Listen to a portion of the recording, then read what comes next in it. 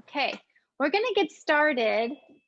I wanna welcome everybody again. So happy you're all here. Hi, Winnie.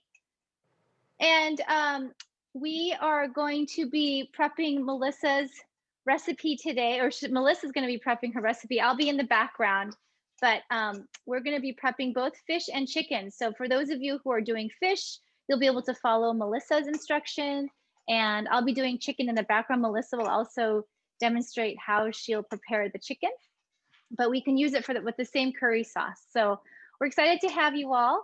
And I think we're ready to pass it on. So here's one, my left one. Oh, and tofu. Yes, we'll do tofu too. Melissa will show you how to do tofu. Oh, you might have to do that. Tofu is, you basically will just be cutting it. Yeah, slices. Yeah, okay. All right. Okay, hi everyone. It's good to be back. It seems like both times I've done this, it's been about 100 degrees. So it's just, I seem to bring the hot weather with me. And so we are really going to be in India today, since we're all cooking in high heat. But it's not too spicy, so don't worry, everything will be fine. So the first thing we're going to do is, oh, someone just beeped. Is someone talking to me? We're good. Okay. First thing we're going to do is make the marinade for the fish or the chicken. So what you need is a kind of flat dish, this kind of shape. Oh, actually, before we start, one thing on the equipment list is I forgot to say that ideally, if we're going to need a food processor just to puree the garlic and the onions. So if you have that, we won't need it quite yet, but if you have one, just get that out. We'll need that a little bit later. So the first thing we're going to do is marinate the fish or the chicken. So you want a dish, kind of a flat dish like this, some kind of platter, something like that. And so the first thing we're going to do is we're going to make the marinade in the dish. And normally you would do this marinade like 2 hours before. So obviously it's just going to be marinating for like 15, 20 minutes, which is fine. But if you do this dish again, you can marinate it for 2-3 hours before. It's totally fine. And chicken even longer than that. So the first thing we're going to do is, the recipe says canola oil, but you can use any neutral. I'm going to use, what's the camera? Grapeseed oil. So you can use canola oil, grapeseed oil, safflower oil, any kind of neutral, not olive oil, because you want something that's more neutral than olive oil. So for the marinade, again, I'm just going to guess it. It doesn't have to be exact, but you want to start with about half a cup of canola oil. So I'm just going to put that in the bottom of my dish. And with all this Indian cooking, you don't have to be exact. So don't worry too much if you spill more or less of something in there. It's not a big deal. So first of all, you start with your oil. And then the recipe says cayenne, and Lynna and I both realized that we didn't have cayenne. So we're just going to use a different kind of, any kind of spicy pepper is fine. So we're going to use esplanade, which is just a different kind of spicy pepper. So, and we're going to add half a teaspoon. And again, if you like things really spicy, put a teaspoon in. But even half a teaspoon of cayenne is not going to make this too spicy, so don't worry. So I'm going to put a little bit more. So you've got your cayenne or esplanade, or if you don't have anything, you can put some chili powder in there. Anything that you have is fine. And then we are going to add 2 teaspoons of ground black mustard seeds. So if you managed to get hold of this, this is what the whole seeds look like. If you can see, looks a little bit like poppy seeds. And so that's what they look like whole. And I've ground some up. If you need to grind them up, you can either grind them in a spice grinder, or if you have a pestle and mortar, you can just put them in here and just crush them a little bit. They don't have to be super fine. And so this, I ground some up already. And this is what they look like ground up, because they're actually yellow in the inside. So when you grind them up, it looks more yellow. So we're going to put about 2 teaspoons of the ground mustard seed. Again, don't worry, it doesn't have to be exact. Not a big deal. And then what else are we going to put in there? We are going to add about half a tablespoon of salt. And again, salt, one of those things, if you like more salt, put in more. I'm going to put in a little bit more, but about half to 1 tablespoon of salt. Let's throw that in. Kosher salt if you have it. If you're using just fine table salt, slightly less because that's stronger than kosher salt. And then the last ingredient, which some of you may not have been able to find, which is fine. This is fenugreek leaves. So this is what I got from Vic's, which is a fabulous Indian grocery store on 4th Street in Berkeley. They have an amazing restaurant. If you want takeout Indian, it's fantastic food. So this is fenugreek leaves. So that's what, this is what they look like. And you can also buy fenugreek powder. So I don't know if any of you have fenugreek powder. You can also use that instead. And if you don't have either of those, you can chop up some celery leaves because that's a similar flavor. So I'm going to put in about a teaspoon of these dried fenugreek leaves. Oil, oh, the canola oil is about half a cup. So this is a fenugreek leaves. I'm going to put a little bit more. So either add fenugreek leaves if you have this, about 3/4 of a teaspoon of fenugreek seed powder if you have that. And if you don't have either of those, about a tablespoon of chopped fresh celery leaves. And if you don't have any of those things, don't worry about it. Just don't add it. It'll taste fine without. So don't panic if you don't have anything else to add, because the other ingredients in there will give it a good enough flavor. So I need,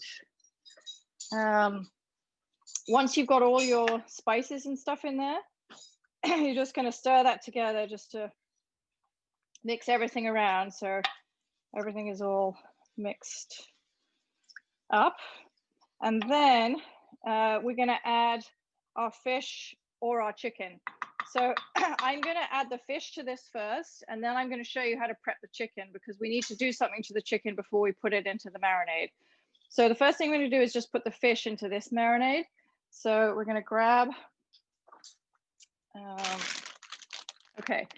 So depending what kind of fish you have, I have halibut.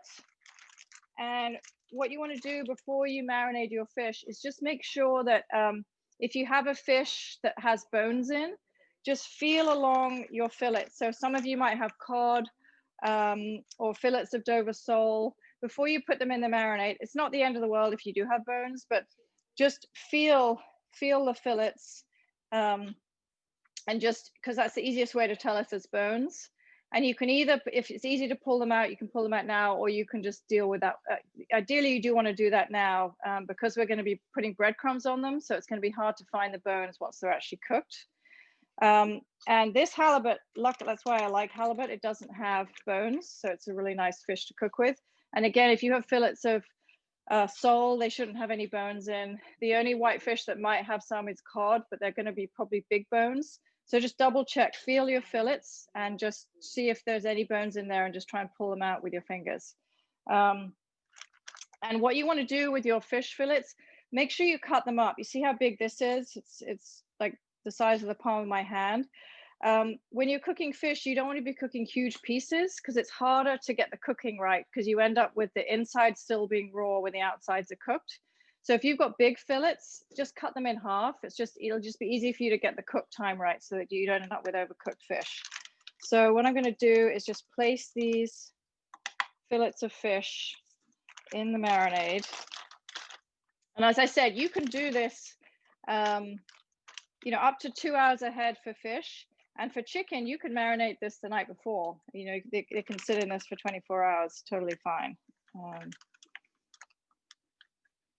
All right. And again, if you've got really thick fillets, you see these are only about, let me show you the thickness. This is, at most it's maybe 3/4 of an inch thick. If you have really fat fillets, again, it's just, you're gonna have to cook it slower to make sure the middle is cooked before and the outside doesn't dry out. So we'll talk about that again when we're cooking it, just to make sure that you get the cook right. Okay. See this one here, I'll show you. See, this is a much fatter fillet. So I'm going to cut this in half so that when I come to cooking it, it's going to be easier to get the cook right on it. Same with this one. There we go. Now I'm cooking more here because I'm cooking for 2 families. So in case you think I'm cooking way more than you, that's why. Is it okay? Yes. Is it okay if the fish overlaps in the marinade? Yes, so I'll show you because mine's going to do that too. So what we want to do now, see, I've just found on this fillet here, I just felt it, see, as I put it in, and I felt there's a little bit of, it's either a bit of gristle or a tiny bit of bone. So I'm just going to cut that off. It's the best way to find fish bones is to feel for them because so they're very hard to see. So is to touch your fish for the bones. Okay, so now we've got them in there. So I'm going to flip them all over. You want to make sure that both sides are really covered in the marinade. So we're going to do this. And as you do this, just make sure that every fillet has some marinade on, and then it doesn't matter if they're overlapping. So again, get all sides. If you've got kind of fat fillets like that, make sure that all 4 sides have the marinade. And just kind of, the easiest way to do this is with your fingers. You can do it with tongs and stuff, but as long as your hands are clean, this is just the easiest way to do it. Okay. Bones. Sorry, what was that again? How do you take out the fish bones? Good question. And I wish I'd brought my tweezers. Do you have any tweezers? So I forgot to bring my fish tweezers because I had halibut, which doesn't have bones in, but I think Lynna might have some. So you can use any kind of tweezers. You can use your bathroom tweezers. So if you have tweezers in your bathroom or your first aid kit, you can just wash those off. And this is the best way to get fish bones out. And you can actually buy, if you cook fish a lot, you can buy special fish bone removing tweezers that actually are much wider than this. They have a very wide tip. And then it's just very easy to pull out the bone. If you don't have tweezers, you can try with if you have fingernails, just grab onto it. But tweezers is the best way to get. At a push, if you don't have tweezers, pliers would probably work. Again, if you wash them really well and just go to your toolbox and grab some pliers, that would be the other way to get out of the fish bones. So being in the kitchen, it's all about just, you got to kind of, I would say MacGyver it, but that's an old reference that only grown-ups will probably realize. You kids have never seen the show MacGyver, but use whatever tools that you have that will do the job. So anything that you think might work, like a pair of tweezers, is what you want to do. So that's the fish. So as I said, you can do that 2 hours ahead, chicken the night before. So we're just going to put that to one side. It doesn't need to go in the fridge because we're going to be cooking it pretty soon. And that's the other thing. If you're marinating for a short time and you want, normally this would be 2 hours. We're only going to do it for 15, 20 minutes. Leaving it out at room temperature is going to make the flavors absorb into the fish quicker. So when you put it in the fridge, it takes longer for the marinade flavors to get in. So the fact that we're already doing this for 20 minutes, it's fine to leave it out at room temperature. Yes. Not yet. No, we're not doing anything with the bay leaves yet. That's going to go in the sauce. Do we leave it skin side up or skin side down? Oh, you don't want skin on these fillets. Oh, okay. So because we're going to be putting breadcrumbs on the top, so we want to take this. If you have skin, sorry, I should have said that before. If you have skin on your fish, you need to take the skin off before you put it in the marinade. So if you've already put it in, just scrape the marinade off with a knife off the skin side. And if there's a parent with you, get the parent to help you take the skin off. And I can kind of show you. Sorry, I'm just trying to think the best way to do this. So if you have a fillet, just pretend this has skin on. And I put this down here and the skin, pretend this is the skin. What you want to do is you get a knife and you just slip it under the edge of the skin. And then you slip it under and you pull the skin back with your hand and you just rub the knife like that. And again, it's probably something a parent should do. How many people have that problem? How many people have skin on their fish? Put up your hand if you have skin on your fish. Is it just one? Yeah. Okay, so what I'm going to do, if people need to take the skin off the fish, I'm just going to prep the chicken so you can work on your fish while I show you what to do with the chicken. And just ask me another question if you have any questions. All right, so I'm gonna wash my hands and then we're gonna, so for those of you who are doing chicken, again, we're doing the same thing with the chicken. We are gonna be marinating it and putting the breadcrumbs on and frying it in the same way that we're gonna do with the fish. So for the chicken, these are boneless. You need boneless chicken breast. You could use boneless thighs as well, but I'm just going to show you what to do with the breast because we're using the breast. So when you're pan frying a chicken breast, if you pan fry it whole like this, it's going to get an uneven cook because this thin bit at this end is going to cook way before this fat bit at this end. So if you're using a chicken breast, what we're going to do is we're going to use a rolling pin to flatten it out to make it the same thickness the whole way. And then we're going to cut it in half because it's too big once you flattened it out. So you want to get a rolling pin. And what you don't want to do, you don't want to bash straight down. If you hit straight down, it kind of mushes the chicken and kind of mashes it away.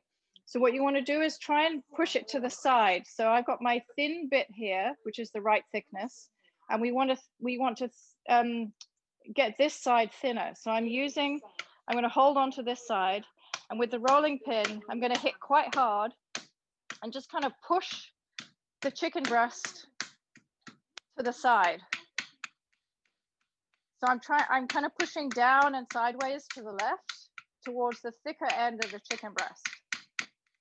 If you can see what I'm doing. So the goal is we want to try and get the whole thing the same thickness. See already we've thickened it out. We need to do a little bit more.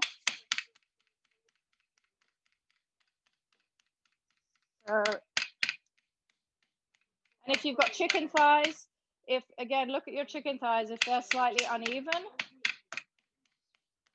hit them a little bit just to even them up a little bit. So that looks good. And then I'm just gonna cut it in half because again, it's easier to cook this size of chicken. If you tried to cook this whole thing in one piece, it's much harder to get the cook right.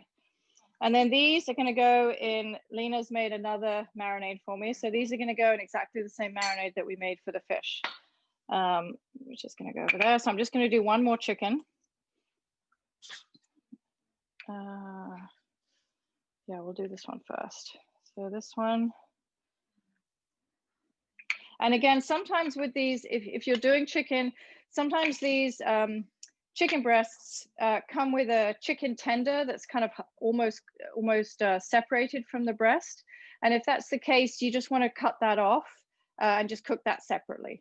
So again, I'm just gonna cut this.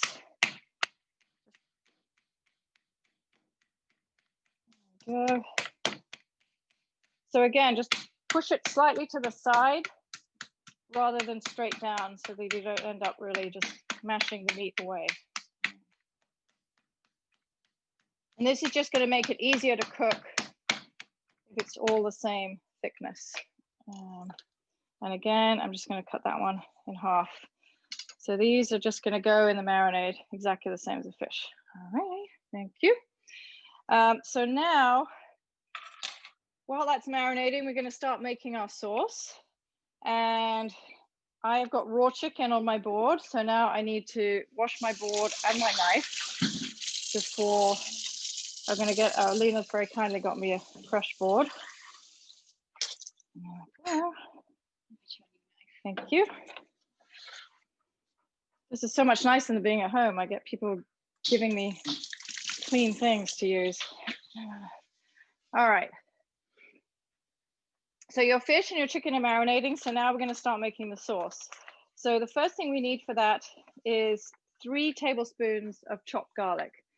And I'm going to chop mine in the food processor. You can either do that or you can do it by hand with a knife, whichever you prefer. So let me just grab a knife. There we go. So I'm just going to take the skin off all these garlic cloves and throw them in the food processor, and we're going to chop up. We want about 3 tablespoons of chopped garlic. And again, with Indian cooking, it doesn't have to be exact. And if you don't like garlic, just put less garlic and more onion. And again, with the spices, if there's a spice that you particularly like or don't like, you can substitute. You can kind of add more cumin than coriander, or the other way around, or more spice, you know, more cayenne or less cayenne, depending on the spice. And oh, sorry, they're moving cameras around. And the key to Indian cooking, so everyone just keep working on your garlic, because you're going to need 3 tablespoons of chopped garlic, which is quite a lot. So just work on peeling all your garlic cloves, and you can either chop them by hand or stick them in the food processor. And okay, sorry, we're just trying to play with the camera angle. And it doesn't matter if you chop it by hand or however you want to do it, it's fine. So I'm just throwing that in there. Yeah, so the key to Indian cooking is you cook in layers, which means that you cook each ingredient. When you're making a curry sauce like we're doing now, you cook each ingredient separately and in a certain order, one after the other. And it makes a huge difference in how it tastes. See, that garlic clove is rotten, so I'm not going to use that one. Because if you just, all the ingredients that we're going to put together in this sauce, if you just put them all in the pot at the same time and cooked it, it would come out totally different. It would not taste like it's going to taste. So Indian cooking is interesting in that way, that it's all about cooking things, spices, usually onion, ginger, garlic are the main things, and tomatoes. And you cook it slowly and in layers. So one thing has to cook first, and then you add the next one and the next one. And that's what builds up your flavors. And you'll also notice when we start cooking it, there's quite a lot of oil in a curry sauce. Either oil, or the other thing you use making a curry sauce is ghee, which is clarified butter, which is butter that's melted to take out the impurities, so you can cook it like you would use oil, because you can cook it to a higher temperature. And it's actually quite healthy for you. It's not as bad as regular butter. All right, so we're going to keep working on the garlic.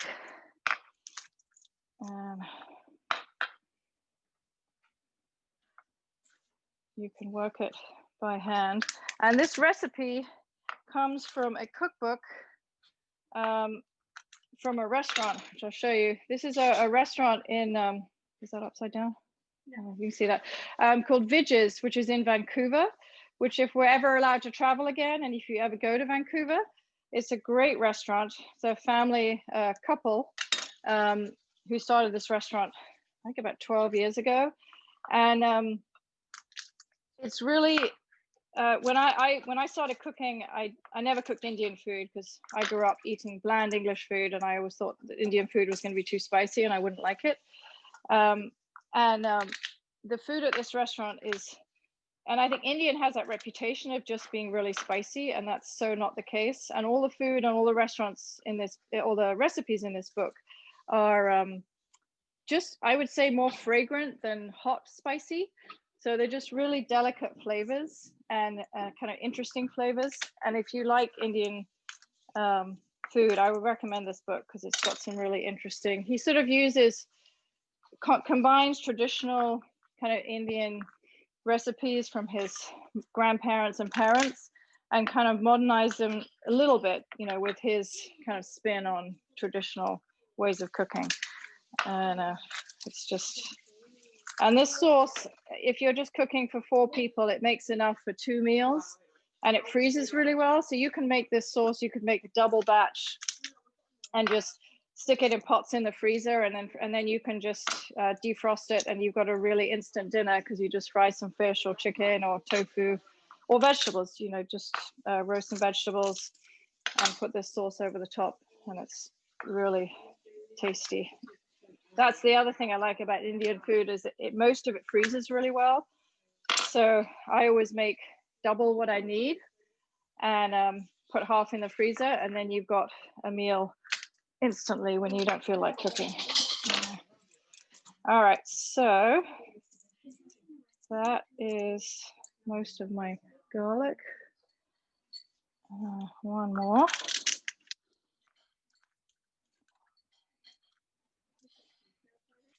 Okay. All right, so I'm just gonna tidy this away.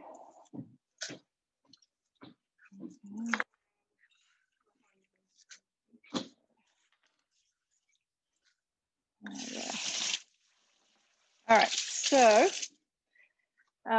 now we're just going to chop the garlic, which is not my machine, so hopefully I know how to use it. Can you see that?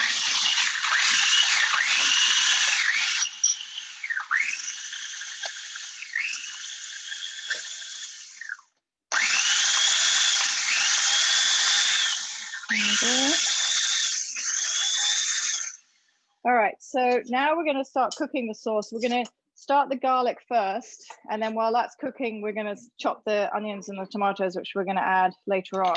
So the key when making this sauce, and especially when you're cooking garlic, is cook it really slowly, because garlic, if it starts to go dark brown, it gets bitter, and that's going to affect the taste of the sauce.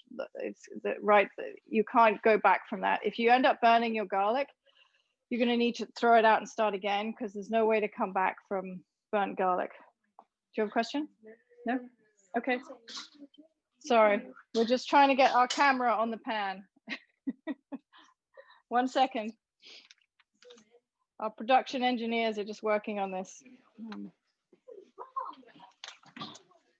Hold on 1 second. It's working, isn't it? Okay, how do I turn this ring on? Oh, that one. Okay, I want on nice and low. Oh. Okay, great. Okay, so now we got the pot. So we're going to add, again, I'm going to guess, but if you want to measure, you want ½ a cup of canola oil. So it's about ½ a cup. I'm going to do a little bit more because I'm going to make a little extra sauce. But you want ½ a cup of canola oil. And right now you can have it on like a medium heat, because you just want to heat that oil up. And the first thing you're going to add to your oil, actually, before the garlic, sorry, your question? Yes, I will. So the first thing we're going to add to the oil, you're going to let it heat up a little bit, not till it's smoking. You just want it warm. And we're going to add the fresh curry leaves. So this is what they look like. Now, if you didn't manage to find fresh curry leaves, which is not always easy to find, instead of these, you can use about 3 bay leaves. So not this many, you just want 3 bay leaves. And also, if you have it, but don't worry if you don't, a strip of lime zest. So if you have a lime and you just want to cut a strip of zest off the lime, about the same. So if you've got ghee instead of oil, if you have oil, that would be better for this recipe. But if you have ghee, 4 tablespoons probably, maybe 5 tablespoons of ghee if you have that instead. So you've got your curry leaves, or if you don't have the curry leaves, 2 or 3 bay leaves, depending on how big they are, and a strip of lime zest. And that's what we're going to put into the pot first. So we've got our oil, which is, yeah. Any more questions? Are we there? Okay, so we've got our oil heating up.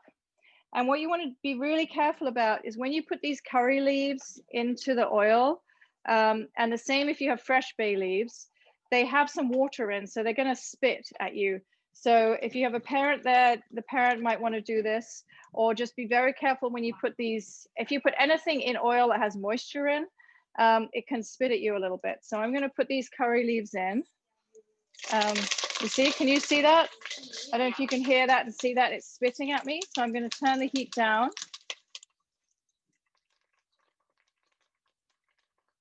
And it's supposed to do that, so don't worry. As long as you're prepared and just stand back a little bit.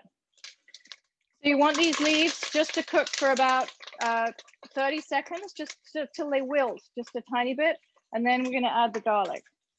So, Lynna, do you have a little spatula? I can scrape this out. Okay. So then I'm going to add about 3 tablespoons of the chopped garlic. I'm going to put that in.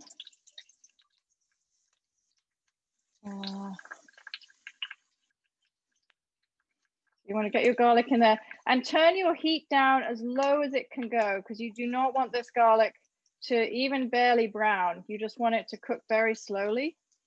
So the slower the better. So put it on your smallest ring at the lowest setting. So you want to cook this really, really slowly. Lena, can we move it to a lower? This ring is going to be too high. Oh, sorry.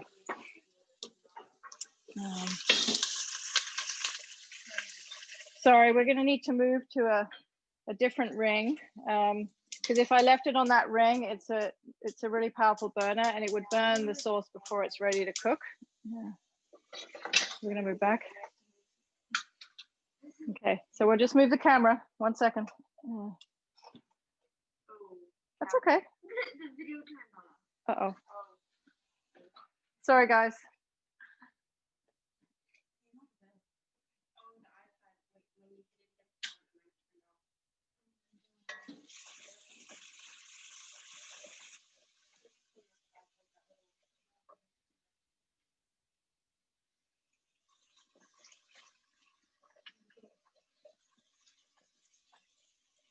All right, there we go. So there's our pan. So yes, I saw that question about the lime zest. You want to put the lime zest and the bay leaves in before the garlic. And we're just going to stir this a little bit so it doesn't stick to the bottom. But once you've stirred it and it's on a nice low heat, you can leave it while you puree your onions, which is the thing we're going to add next. And just keep one eye on it. And if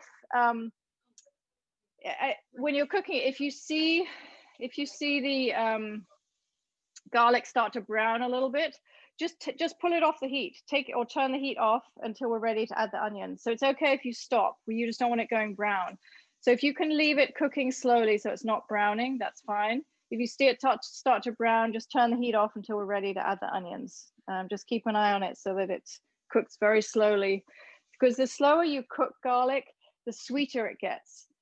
So garlic, if it's cooked quickly, it's a stronger flavor, and it can also get very bitter if it gets too brown. So the key to cooking it slowly like this is to get the sweetness of the garlic rather than that sort of sharpness and the bitterness. So let that just keep cooking nice and slowly, and give it a stir occasionally, depending on what kind of pot you're using. If it's sticking to the bottom, just use a wooden spoon just to kind of keep it from sticking to the bottom of the pot like that. And then to that, we need to add a cup of pureed onions. Now, if you don't have the easiest way to do that is just to do it in a food processor and cut them, just puree it into, so it's almost a liquid. And again, that just gives you a nice texture. If you don't have a food processor to do this with, you can just chop them up as fine as you can, and that's going to taste fine. It'll just have a slightly different texture, so it's totally okay to do that. So you want about a cup of pureed onions, which will be about two small onions or one big one. Are we okay? Okay. So Lena is keeping an eye on the garlic for me. Okay. Sorry, our production engineers are moving the cameras around, so hopefully you can see what we're doing. What happened? Are we good? Not much. This is the last time, so I don't need it. It's fine. No, it's fine. I'm just pureeing onions, so, and I'll just show people what it looks like, so it's fine. We don't need to move the camera. All right, so you can either chop your onions finely by hand or puree them in a food processor. And I'm still, while I'm doing this, just keeping an eye on the garlic. Starting to brown just a tiny bit. So I'm going to pull mine just slightly off the heat, just while I get the onions ready. And especially if you're using, like I'm using this Dutch oven, a heavy bottom pan, it keeps its heat so well that it keeps cooking. So even when you pull it off the heat, it still keeps cooking a little bit. So I'm just going to pull mine off the heat until I finish the onions and I'm ready to add those. So I'm going to add the onions to, I think I'm probably going to need to cut these, do these in 2 batches. 1 second. All right.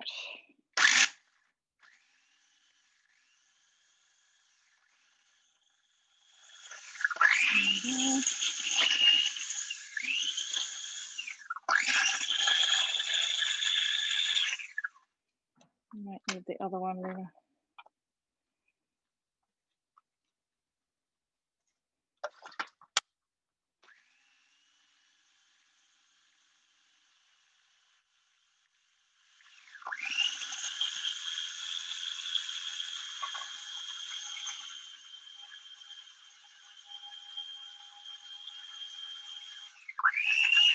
All right. So, uh-oh. Lynna, can we chop these in the bigger food processor? This isn't working. Yeah. All right, we're just gonna need to do this in a different way. 1 second. Okay, see this, I was trying to, you just use one and the small one, but it's not gonna puree it. It's not strong enough to puree these, so we're just gonna move these to a slightly bigger one. Okay, so Lynna's gonna do that for me. Just get that in there. Okay, great. Okay, so if everyone, once you've pureed your onions, we're gonna add those to the garlic. So if you see in the pan, you want your garlic to be, you see it's slightly golden brown, which is perfect. That's just how you want it. And again, try and keep it from sticking. And then we're gonna add our cup of pureed onion. And you see by pureeing it instead of chopping it, you've got it, it's a much more kind of liquid texture. It's just gonna affect the texture of the sauce. Okay.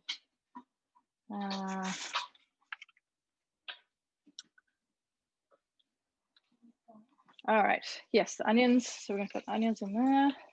There we go. Great, wonderful.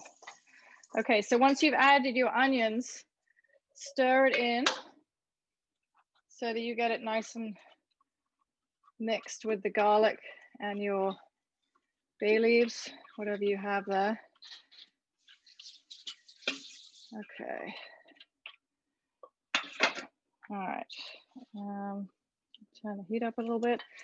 Okay, so that is going to cook for about 3 or 4 minutes while we chop the tomatoes, which is what we're going to add next.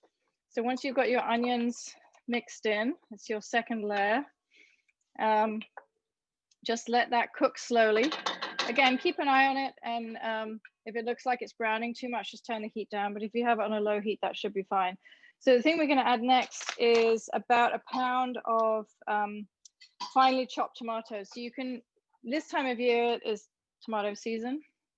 So hopefully you've got some good ones. If you haven't, it's totally fine to use canned because you can get really good quality canned. I usually use, let me show you.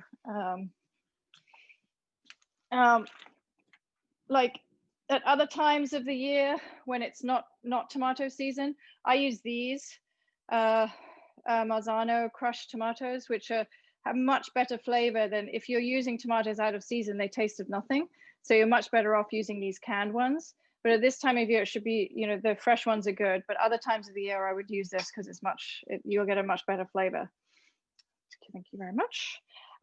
So what we're going to do is just chop up about 1 pound of tomatoes. And again, it doesn't have to be exact, not a big deal. You see, these are really nice and ripe, so they're going to break down really quickly. The other problem with using tomatoes outside of season, often they're not ripe and they're really hard and they take much longer to cook because you have to cook them for much longer to break down, and they're not sweet. Oh, thank you, Lynna. So we're just going to chop these and put those in there. So while I'm doing that, I'm just keeping an eye on my onions and garlic, which is cooking away nicely. So the water from the onions is going to be evaporating a little bit. So just move it around. Don't let it brown too much. It can brown a little bit, but not too much. So we're just going to keep going. So just chop up your tomatoes. And again, if they're really ripe, you don't have to chop them that finely because they're going to break down by themselves anyway.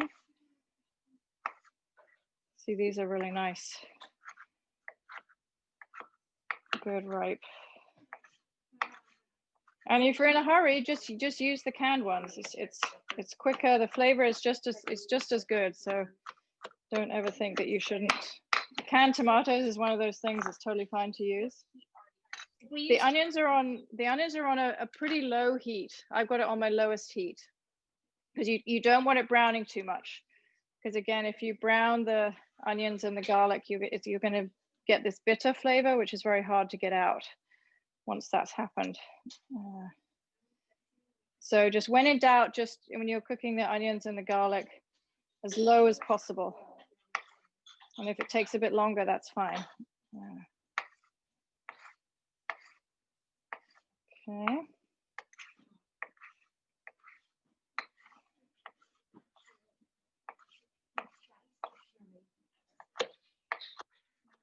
Which for tomatoes? Diced, like the crushed canned tomatoes, if you have that. But if you only have a puree, that's fine too. It'll just make a slightly different texture, but the flavor will be the same. So whichever you have is fine.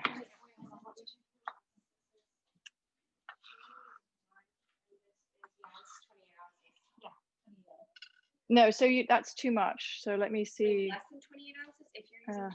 Yeah, if you're using a can, yeah, so this is a large can. So this is 1 pound, 12 ounces, and you only want a pound of tomatoes. So about just slightly over half a can if you're using one of these big cans. So whichever, a pound of canned or a pound of fresh. But again, these recipes are really forgiving. So if you do a little, you don't have enough or too much, it's fine. All right. See, I may not need all of these. All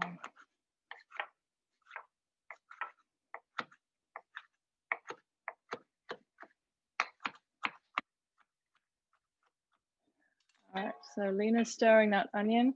And with the onion and the garlic right now, you want a lot of that water to start to evaporate. Maybe a couple more.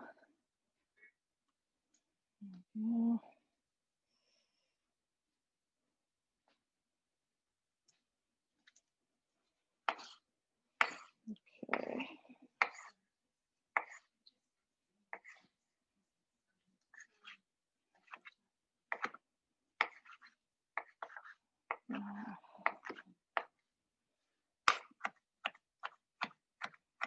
All right.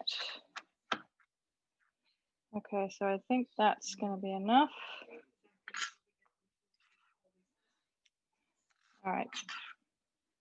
Okay, so now I'm just going to check on how the onions are looking. Okay. All right, so you can see, if you can see, there was more liquid in here and a lot of that liquid is evaporated. I'm going to turn the heat up just a touch,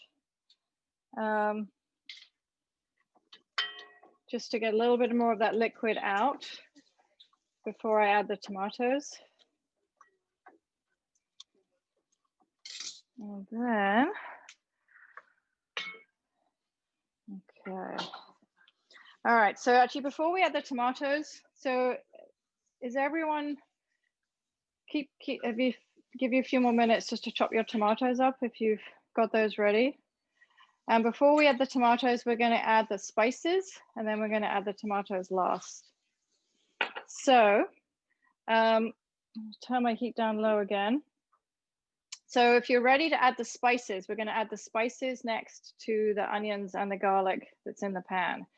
So the first thing we're going to add is, I'll get my measuring spoon, 1 tablespoon of ground cumin. And again, if you like cumin, add a little bit more. So 1 tablespoon of cumin is going to go in there.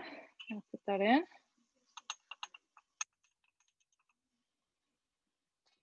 So 1 tablespoon of cumin. Again, I have an English accent, so I might be saying this differently than how you guys say it. 1 tablespoon of ground coriander. Add that in.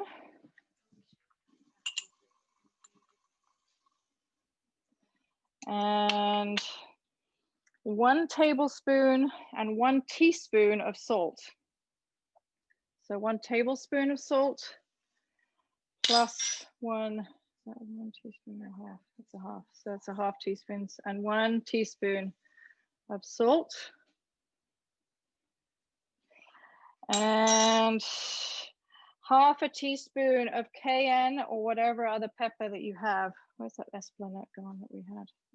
Oh, we found the cayenne. So half a teaspoon of cayenne. So again, if you like things spicy, add a little bit more cayenne. But half a teaspoon will give you a good flavor, not too spicy. So half a teaspoon of cayenne. And then about a 1/4 teaspoon of ground cloves. So this is a half teaspoon. It's about a 1/4 teaspoon of ground cloves in there as well. So what I've just added to the onion and the garlic, I've added 1 tablespoon of ground cumin, 1 tablespoon of ground coriander, 1 tablespoon plus 1 teaspoon of salt, and half a teaspoon of cayenne pepper, and a 1/4 teaspoon of ground cloves. So once you've got that all in there, you want to give that a stir. And again, this is the Indian cooking. It's all about layers. So we've added the garlic, cooked that. Then we add the onions and we cook that for a little bit. And now we're adding the spices, and we're going to cook the spices a little bit to bring out their flavor before we add the tomatoes to it. And this makes a big difference. If you just chuck everything in this pot together, it's just not going to taste the same. Okay, any more questions? You can either add ground cloves or whole cloves. So if ground cloves, a 1/4 teaspoon, or whole cloves, about 6 whole ones. The only issue with the whole cloves is that obviously you don't want to eat those. So as you're serving the sauce, you kind of, or as you're eating it, you just fish out the cloves so that you don't swallow them. So you can do either. Traditional Indian, this recipe does call for whole cloves because that's traditionally what you would do, and you just avoid them while you're eating the dish. But I use ground cloves because I just can't be bothered to fish out the whole cloves at the end of it. But you can do either. Either way is totally fine. Okay. So I've just cooked these spices for about a minute. And now I'm going to add that pound of chopped tomatoes. So either fresh or canned, either is completely fine. So we're just going to put those in. Let me see. You know what? I'm just going to cut up a couple more. I think I need a couple more in there.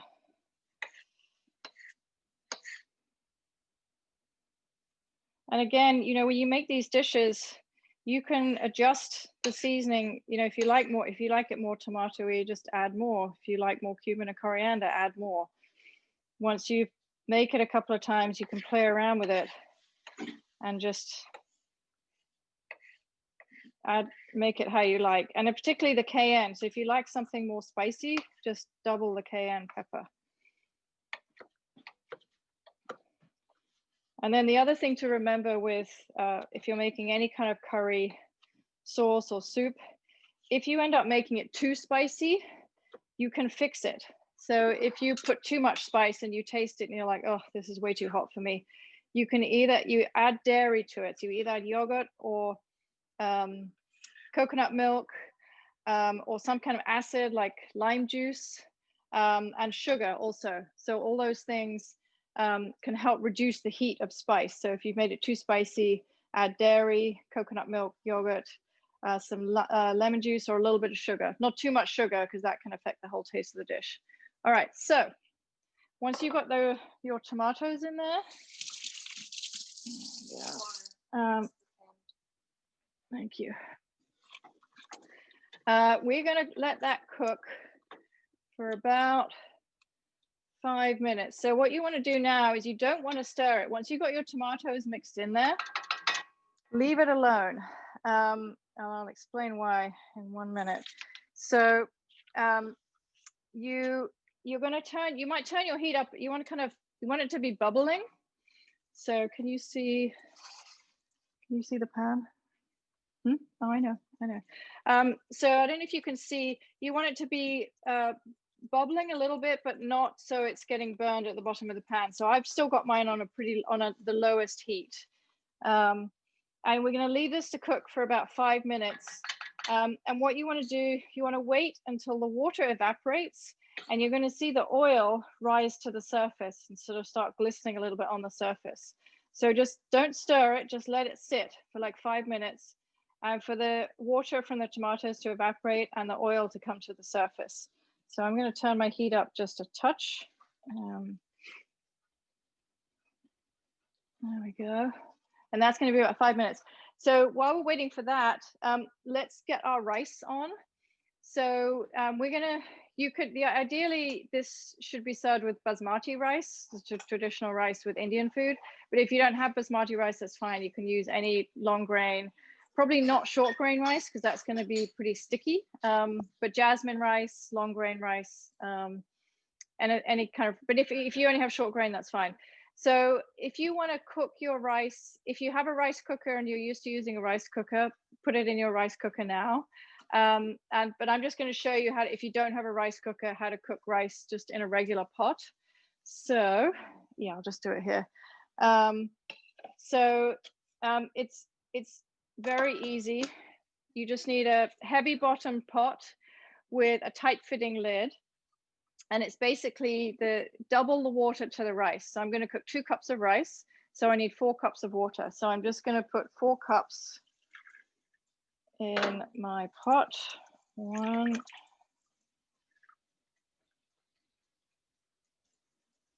2, 3, and 4. And I'm going to put some salt in there. Again, this is just to taste. Some people don't like rice with any salt in, so it's completely up to you. I'm going to put about a tablespoon of salt in mine. And I'm going to put that on a high heat and bring it to the boil before I add the rice. So I'm going to bring my water to the boil. Then I'm going to, once it's boiling, I'm going to add 2 cups of rice, turn the heat down to the lowest setting, and cook it for about 18 minutes until it's cooked. And again, it depends what kind of rice you're using. Some rice, jasmine rice, might cook at a slightly different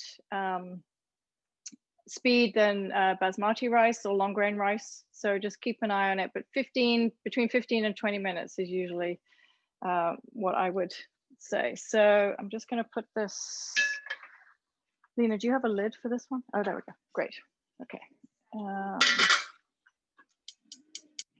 Okay. So I'm going to turn that on high.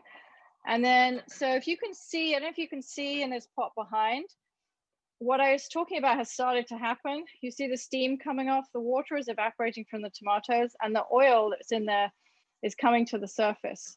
So it's almost ready. And with the last thing we're going to add to that is water and coconut milk. So what I have, we're going to add to this 3 cups of water and 1 cup of coconut milk. So if you have your coconut milk, I just want to show you. Oh, okay. Do you have the can? Oh, okay, you're not using can.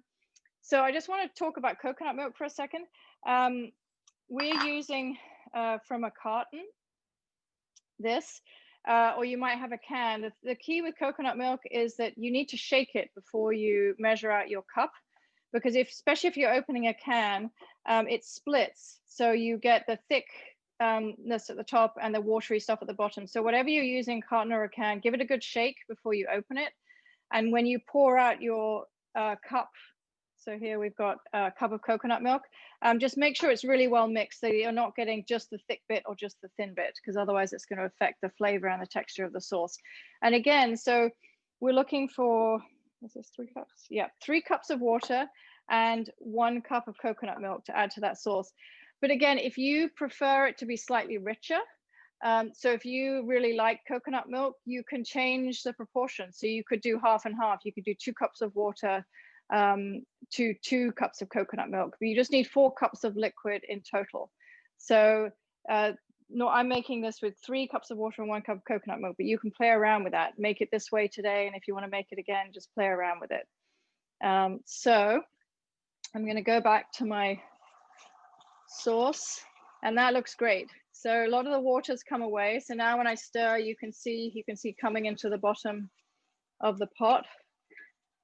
A lot of that water's gone away. So those flavors have got nice and intense. And now we're going to add your water and the coconut milk. And there like that. Okay. And then we're just going to stir that and bring that to the boil. So once you've got that liquid in there, it's going to take, I'm just going to turn up the heat and get that boiling. And then once that's it, that's your sauce. So what you're going to do is once it's brought to the boil, you want to cover it. So you want to put a lid on it and turn it down back to the lower setting again and let it simmer for about 15 to 20 minutes, and then it's ready.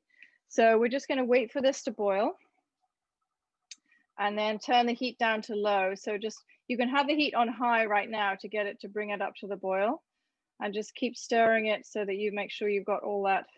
If there's any onion or garlic that's stuck to the bottom, just scrape that off now, which you should be able to do. Now you've got lots of liquid in there, you can scrape that. So we're going to cook this. So when we bring it to the boil, we're going to put a lid on it, simmer it for about 15 or 20 minutes while we get the fish and the chicken ready. And then we'll taste it at the end. So, because if we tasted it now, it's going to taste different because it needs that 15 to 20 minutes for all the flavors to kind of cook together. And then just before we finish, we're going to taste it and add more salt if it needs it. So we're just going to let that come to the boil. Okay.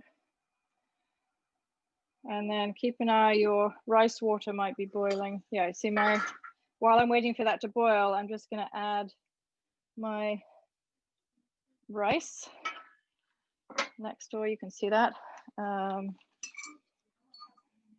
Okay, great, thank you. So I'm going to add my 2 cups of rice. There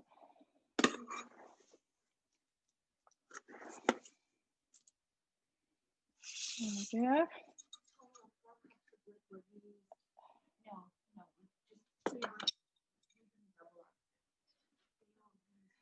Okay, so I'm just going to stir that rice in.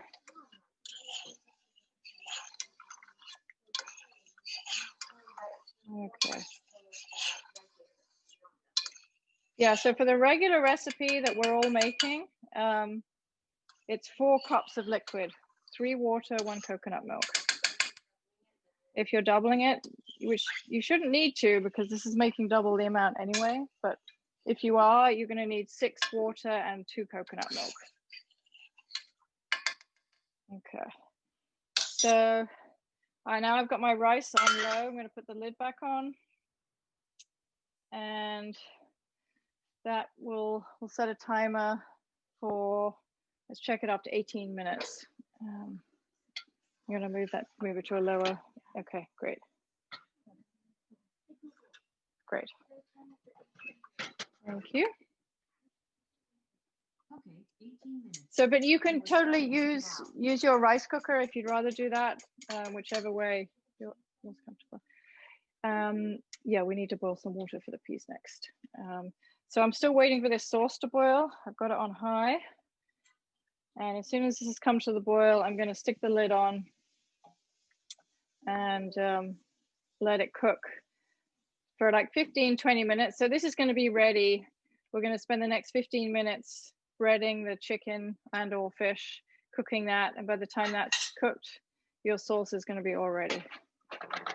And your rice should be cooking now too. So that should be ready at about the same time, about 15 minutes.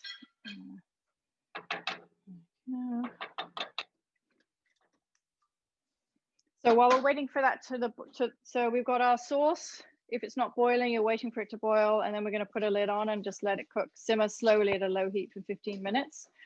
And your rice should be cooking. And we want to put another pan of water on for your peas, because the vegetable is just going to be frozen green peas with fresh mint with it. So if you want to, on another burner, just put a medium pot of water on to boil, to cook your peas in. So just put that one on now. Or you can also just cook peas in the microwave. Just use a glass bowl, fill it up with water and put the peas in and cook them for like 5 minutes in the microwave. So whichever you prefer to do. So my sauce is just beginning to boil. It's just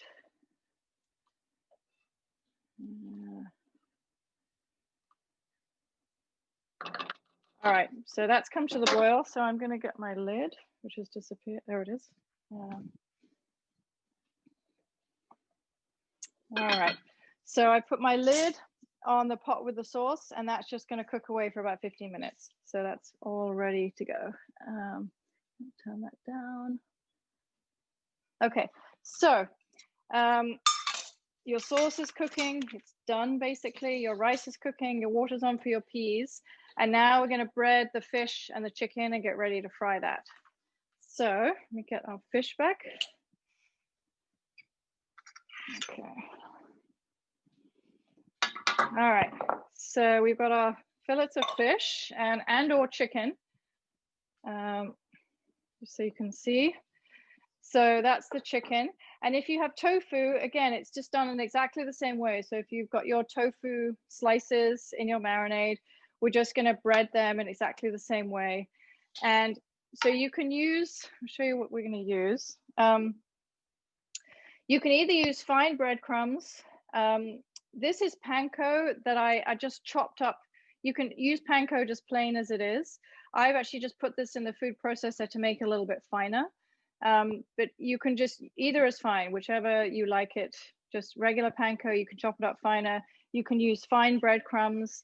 You can use, there's a gluten-free substitute you can buy, so if you can't eat bread. And if you don't want to do the breadcrumbs and you just want to fry it without breadcrumbs, you can do that too. So whichever you prefer. So I am gonna start with the fish. Lynna's gonna do the chicken. And I'm just gonna breadcrumb the fish. Can I have a couple of forks? All right, thank you. So when you're putting breadcrumbs on fish or chicken or whatever, if you use your fingers, you can end up with huge big balls of breadcrumbs all over your fingers as your fingers get liquid on and it gets really messy. So I usually try and do this with 2 forks. But before I put them in breadcrumbs, I'm just going to turn them over one more time just to absorb a little bit more of that marinade. Just kind of flip it over so we get all that nice tasty seasoning on there. So just flip them all over. And then you've got all that good flavor in there. All right, and then we're just gonna coat them in the breadcrumbs.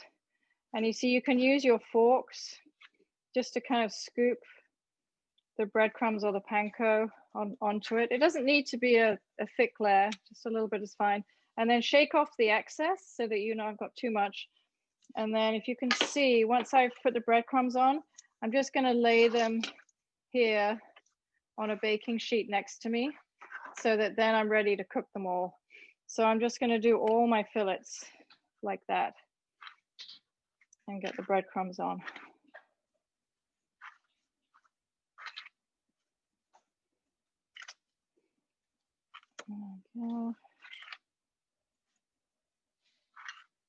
And again, if you don't want to do it this way, you know, if you don't want it, we're going to fry these.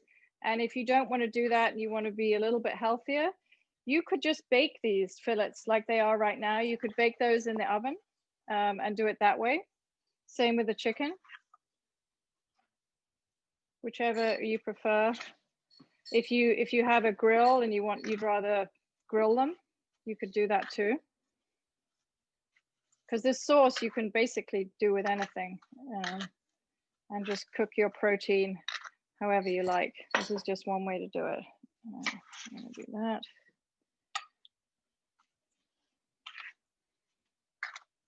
Okay.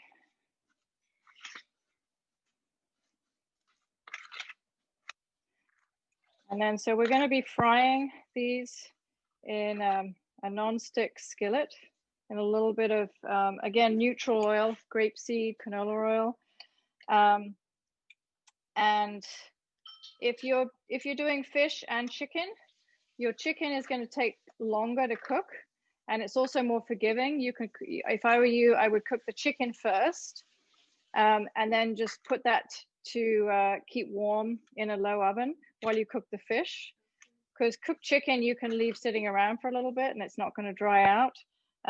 Fish is harder to do that with, especially halibut, which can dry out pretty quickly. So if you're doing both, I would just do your chicken first. And the chicken is going to take a little longer to cook, probably than the fish, depending on how thick your fish fillets are.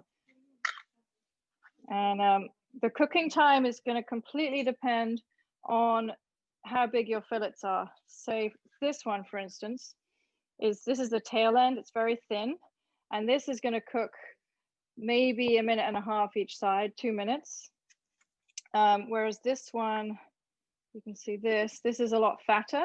This is going to take more like, 3 to 4 minutes each side.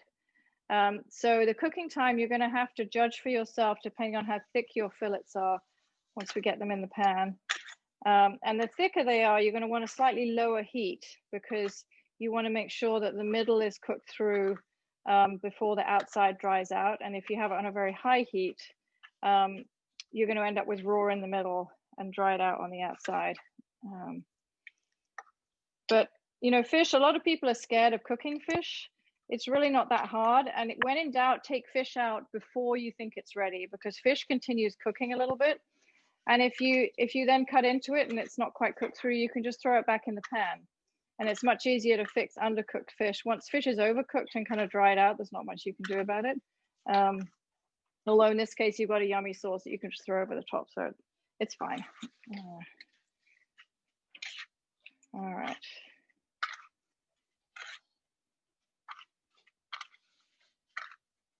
Okay, so just keep putting all the breadcrumbs on your fillets.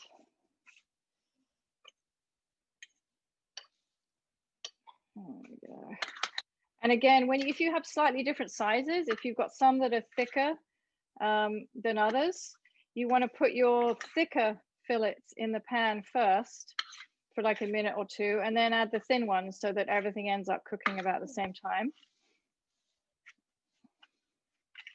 There we go.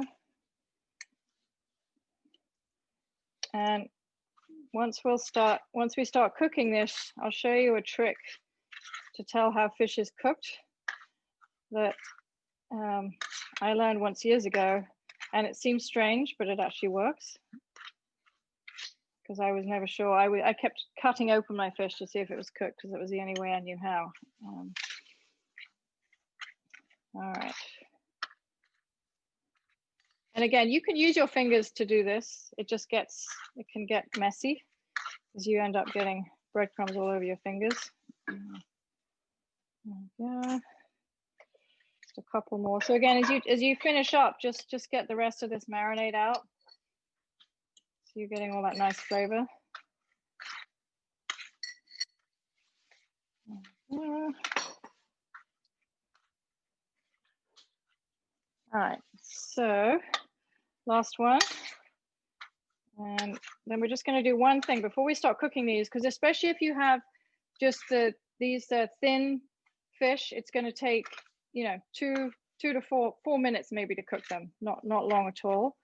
So before you start cooking, especially if you have thin fish, just take a pause and make sure that we need to make sure that the peas and the rice are going to be ready, and your sauce. So let's just all take a pause.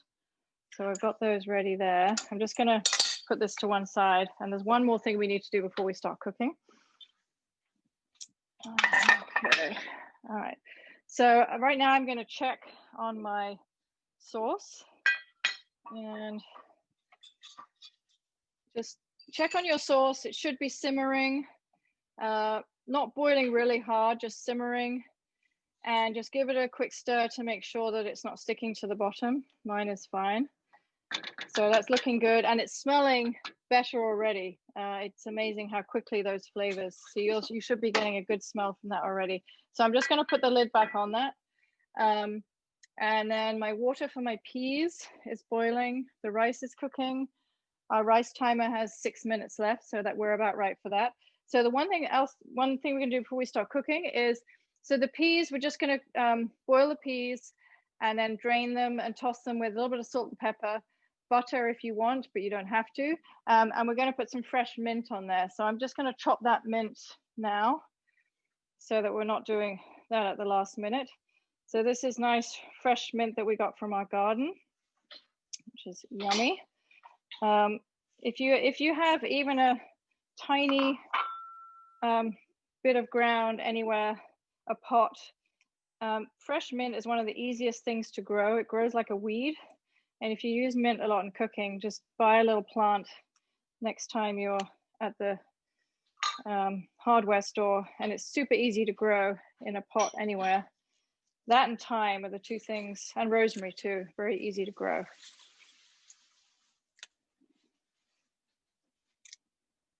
And there's something really nice about going out into your backyard or just on the deck and picking your herbs from a pot rather than buying them from the store. Just feels really good. All right. So again, how much mint you want? Again, if you don't like mint, don't put this in. But it's just it adds a nice freshness to the peas. If you like it. And mint is one of those, some herbs you can, sorry, Lena, thank you. Some herbs you can chop ahead of time, like parsley, thyme. If you know you're going to be cooking, you can chop those up hours before and put them in the fridge and wrap them up, and they stay and they're good. Fresh mint tends to go black, and same with basil, or basil, I think you guys call it. Sorry, I know, I call it basil. So if for things like mint is one of those two that you just want to cook, do you want to chop it up just before you're going to use it? Otherwise it can go black and not very nice. So just chop that up, again, as fine as you like it. If you don't want it to have it pretty coarse.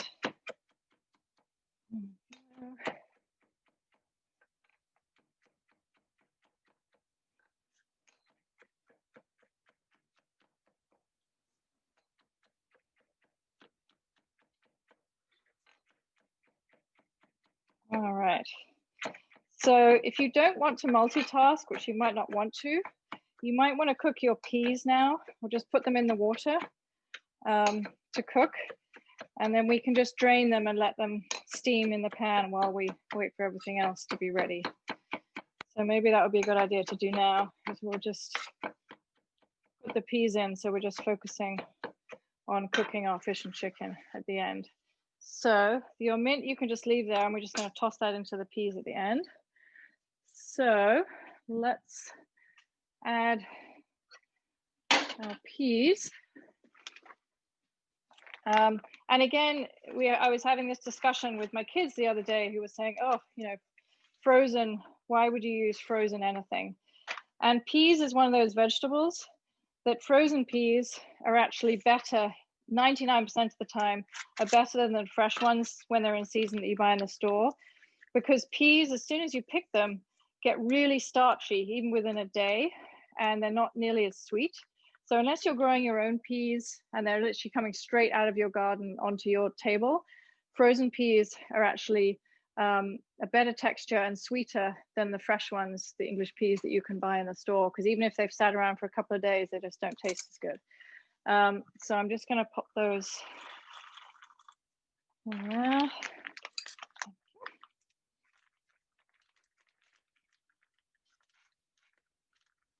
Oh, there we go. All right. Okay, so those are going to cook while we start doing the fish. So Lena, do you want to do the chicken and I'll do the fish? So Lena's going to cook our chicken and I'm going to cook the fish. Yeah, I'll do that one. Okay, great. Okay, so there we go.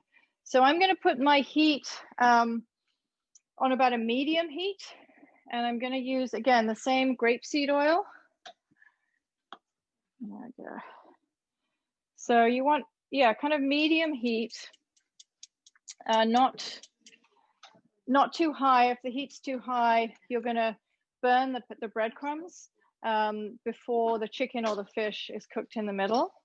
And if you're cooking chicken, it's going to take longer to cook than the fish. So again, the chicken, you may need to turn down the heat if it looks like it's getting too brown.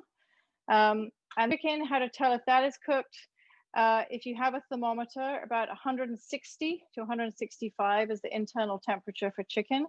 If you flattened out that chicken breast like I did, it's probably going to be, depending on the size, about 3 to 4 minutes each side, depending on the heat. So you're going to have to judge that a little bit yourself. So with the chicken, 3 to 4 minutes each side. If the breadcrumbs start to burn, just turn the heat down. And for the chicken, with the temperature about 160 to 165. And with the fish, again, depending on the thickness of your fillets, you're probably looking at only 2 to 3 minutes each side. And I've just seen that my timer for my rice is almost done. So before I put my fish in, I'm just going to check. Lynna's, you want to check? Let's check the rice. I'll taste my rice. There we go. Yep, that rice is ready. So I'm going to just turn the heat off, leave the lid on, and that'll be fine for 5 or 10 minutes. Just can stay there. So I don't know if you can see in this pan, I put up too much oil in here, and that would make the fish greasy. So I'm just going to pour off that excess oil. You don't want to have a puddle of oil. You just want it to be coating the pan. So if you've done like me, I'll show you here. You see, I've got too much oil. It's kind of puddling at the side. You don't want that because then it's going to make it greasy. So I'm just going to pour that oil because we're going to need it because I'm going to cook in batches. So I'm just going to pour that off. So what I got left in my pan, this is a nice non-stick pan. You don't need a lot of oil. So just like a thin layer, not a big pool of oil. So stick that. It depends what kind of pan you have. If you've got a pan that's not such a great non-stick, you may need a little bit of oil, more oil to stop it sticking. But if you have a good non-stick, just a little bit. All right, so we're going to start cooking the fish. Yeah. I'm going to turn my heat up a little bit, which is that one. There we go. And I'm going to have to cook these in batches. So depending on the size of your pan, you don't want to overcrowd your pan too much. There we go. Okay. All right. So you're going to cook those 2 or 3 minutes each side. So while that's cooking, and you can, your sauce has been on for like 15 minutes now. So while that fish is cooking, I am going to taste my sauce and just check it for seasoning and see if it needs more salt. And again, this is just totally up to your taste. Okay. So your sauce should look, it's quite a thin sauce. It shouldn't be thick.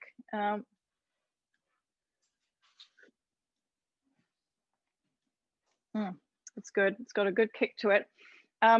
Mine needs a touch more salt. So I'm going to add about half a teaspoon. So just taste yours and add what you think. And if your sauce tastes too, whoops, we lost the camera. Okay. If your sauce tastes too spicy, so if you taste your sauce right now and you're like, that's too spicy, I don't like it, put in a little bit more coconut milk, or like squeeze the half a lime, some lime juice in there, or like a teaspoon of brown sugar. So all those three, try one and then taste it again and try another. So all those things you can do if you think it's too spicy for you. But your sauce is basically now ready, and that can just stay on a low heat until everything else is cooked. And my fish is cooking. Those can probably, yeah, they can go to higher heat. And then your chicken, again, you're going to cook your chicken a little bit longer than fish. If that's what if you're cooking chicken, it's just going to take longer than your fish. So where's that fish? The blue. Yes. You know, I'm going to defer to Lynna for tofu because I have to say I've never cooked tofu in my life. I don't like it. Lynna, how long do you cook tofu for? 5 to 6 minutes per side for the tofu. All right, yeah, that's fine. All right. So my, so my fish has probably been in here for a couple of minutes. I'm just gonna have a look and see how it looks. It's not brown. I'm gonna leave it in there for another minute or so. So a lot of this is gonna depend on the type of pan you have, the heat that you're using, and the thickness of your fish or chicken. So you're just gonna have to judge it a little bit. But as I said with fish, when in doubt, undercook it because you can always put it back in. So it's not a big deal. And once we've flipped it, I'll show you the trick to seeing if it's cooked or not. So I'm gonna turn these over, turn it up a little bit.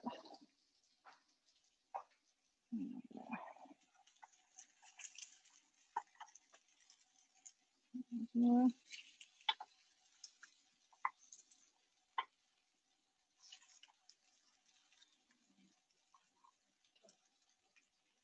Okay, so this is just going to take a couple of minutes on this second side before it's ready. So I'm going to leave this for a couple of minutes. And the way to tell whether fish is cooked is, I need 1 second. Okay. So when you're cooking your fish, when you think it's done, so in like about another 2 minutes, when I think this is ready, just get a regular knife, just a knife that you would be eating your food with, and you want to stick it into, I'll do it now because the fish isn't going to be ready yet. You just want to stick it into the middle of the fish like that and hold it up to your lip. I know this sounds weird. So if I hold that knife to my lip right now, the knife is cold because the fish is not cooked yet in the middle. And in about 2 more minutes, when I do the same thing and I stick that knife in the middle of the fish and I hold it up to my lip, it's going to be hot. It's not going to burn my lip unless I've left it in there for unless it's sort of charred, totally overcooked, which it won't be. And it's a weird way that does work to tell whether your fish is cooked or not. So if I'm just going to do that one more time, just wash this off.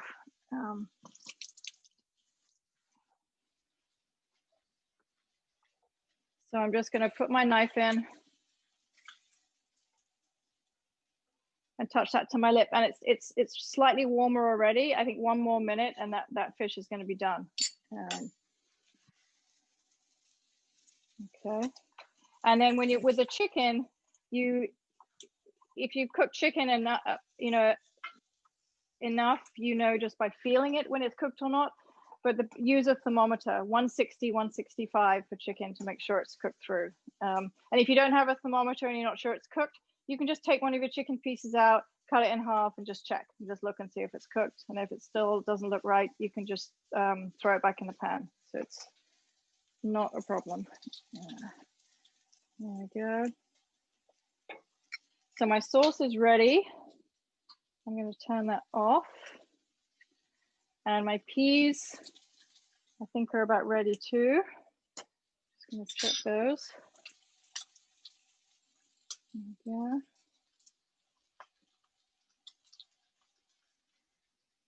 Okay.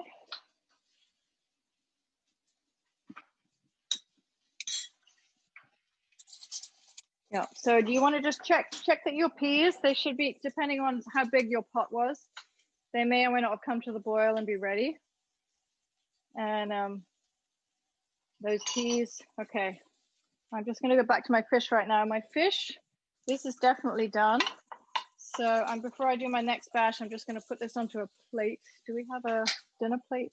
Oh, there we go. Perfect. Okay. So this is my fish, which is done. So I'm going to take that out. There we go. Okay. And then because I'm doing, you'll see in my pan, I'm going to do 2 batches, and you'll see I've got some like burned panko breadcrumbs in the bottom of my pan. So I'm going to wipe that out with a paper towel before I do the next batch, because otherwise I'm going to end up with burned breadcrumbs with my next batch. So again, just be careful as you do this because you've got a hot pan, but you can just use a paper towel just to wipe it. I'm just going to pour that into my compost bowl. And again, if you have a nice, see that non-stick pan is now clean, and I'm going to put a little bit of that grapeseed oil that I poured too much. Just going to pour a little bit more of that in there and do my second batch of fish. There we go. Okay.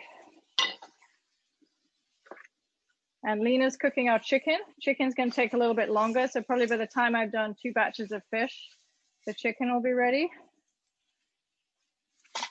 Oops. There we go. All right. Yeah. Mm-hmm. Just take it out of the pan, because if you leave it in the pan, it'll keep cooking and overcook. Take it out of the pan and just put it onto a dinner plate. Just on a plate so that it stops cooking. No, don't. You're going to put the sauce on the plate. So when you're ready to serve, you're going to either serve on dinner plates or bowls, and you're going to put your rice, the fish, and then you're going to spoon the sauce over the fish, and then just have the peas on the side. So my second batch of fish is cooking, and I'm just going to drain my peas while that's happening. Second.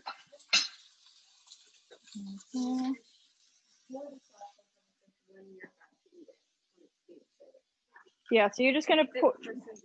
Oh, okay. Yeah, so just to serve. So if those of you who are ready, you may be finished with your fish. To serve it, you put the rice on the plate with. Well, I can show you a little bit now. Can you pass me a plate, Lynna? All right. So this is how you serve. So I'm gonna actually let me just get the peas ready. 1 second.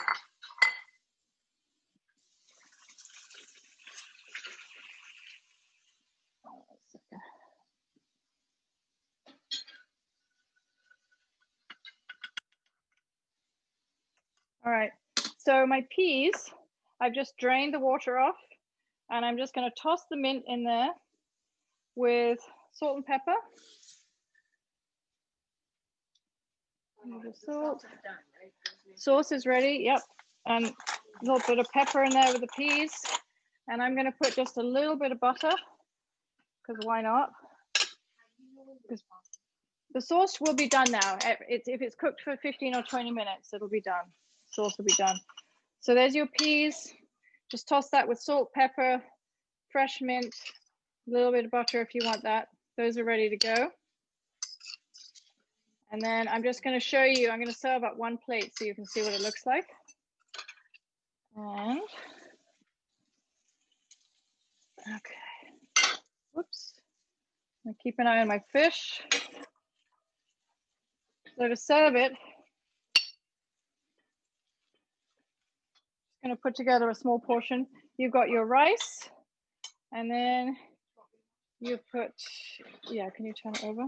Then you put your fish over the rice, and then get your sauce. 1 second. I just need to move this spot. I'll do that. Okay. 1 second. Yeah, turn that heat down to low. Can you? Thank you. All right. Lynna, do you have a soup ladle? Or actually, no, I can use this cup. That's fine. Okay. So you want to scoop your sauce over the top and just pour that over the fish, just like that. Now these curry leaves you can eat. Some people prefer not to and just pick them out, but you can eat them. The bay leaves you don't want to eat. So if you've used bay leaves, lime zest, and the whole clove, that you just want to just pick those out as you're eating it. So that's your dish. And then you've just got your peas and fresh mint on the side like that. So there we go. So if you've got fish, you may or may not be done. And your chicken, you're probably a little bit more to do. And that's it. So any questions anyone has at this point?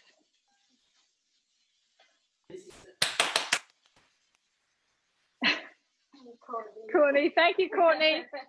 Courtney's birthday girl is cooking with her crown on and looks very birthday. She's doing her birthday dance. Thank you. Enjoy. Probably the hottest day of the year to have a curry, but hopefully it'll taste good. Thank you so much. All right, get this ready.